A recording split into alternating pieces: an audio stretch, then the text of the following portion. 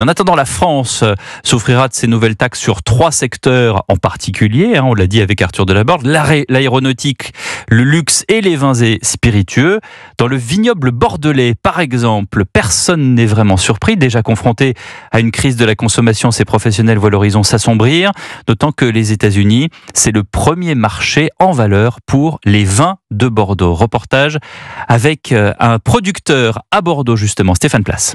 Pour cette maison bordelaise de négoce spécialisée dans les grands crus classés, l'export est essentiel. Les États-Unis, un marché crucial. Alors, si les annonces de Trump ne constituent pas vraiment une surprise, c'est tout de même un coup dur pour le commerce, reconnaît le patron de HMS, Philippe Tapie. Comme on l'avait vu pendant Trump 1, c'est un ratio d'équivalence, c'est du 1 pour 1, c'est-à-dire 20% de taxes égale 20% de business en moins. Et c'est d'autant plus embêtant que moi je suis surexposé sur le marché américain, je fais pratiquement 40% de mon activité sur le marché US. C'est plus un trou dans la raquette, c'est un abysse. Mais bon, voilà, on va être résistant. On a la chance d'avoir des partenaires historiques américains qui nous seront fidèles. Certains vont nous dire, on t'achète les vins, mais tu les gardes pour nous et on attend de voir comment évoluent les choses et peut-être qu'on se fera livrer que quand la taxe sera enlevée. Sauf que la différence du calendrier, c'est que la dernière fois, Trump, on savait qu'il était là que pour 1 an. Là, on en a un minima pour 3 ans. C'est pas du tout la même donne. On va essayer de trouver des solutions un peu hybrides. Mais malgré tout, celui qui va payer au final cette taxe, c'est le consommateur. Donc, qui n'achètera pas ou moins. Pas question pour autant de céder à la panique. Ici, on veut croire encore à une possible discussion, négociation entre l'Union européenne et Washington. Bordeaux, Stéphane Place, Europe 1.